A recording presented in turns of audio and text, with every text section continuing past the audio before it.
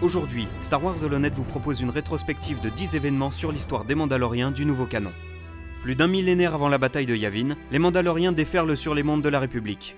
Cette dernière ne tarde pas à riposter avec l'aide de l'Ordre Jedi. Au cours de la guerre, Tarre Vizsla devient le premier Mandalorien Jedi de l'histoire et crée une arme légendaire, le Sabre Noir. Au même moment, les différents clans mandaloriens sont unifiés. Pourtant, l'issue de la guerre est favorable à la République. Le conflit arrive aux portes de Mandalore, puis la planète est ravagée par un immense cataclysme. La guerre ne tarde pas à être perdue pour les Mandaloriens.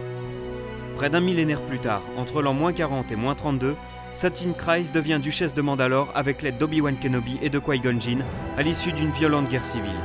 Voulant se détacher du passé guerrier de son peuple, elle met en place un gouvernement pacifiste. C'est l'ère des nouveaux Mandaloriens. La décision de Satine est pour certains une insulte.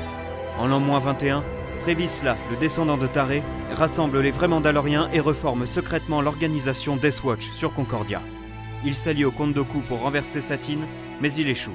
Peu avant la fin de la guerre des clones, Maul et Savage Opress rassemblent le Death Watch avec d'autres groupes criminels et forment le Collectif de l'Ombre. Ils prennent le contrôle de Mandalore par la force.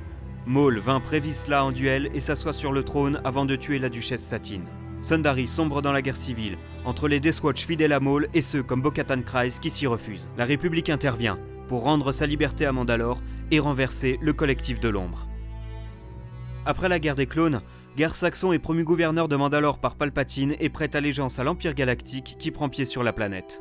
À la mort de Gar, son frère Tiber Saxon hérite du titre de gouverneur et continue de servir l'Empire. Un an avant la bataille de Yavin, Sabine Wren et son clan initient un soulèvement contre l'Empire et Tiber Saxon. Elle est soutenue par Bo-Katan Kryze qui unifie de nouveau une partie des clans.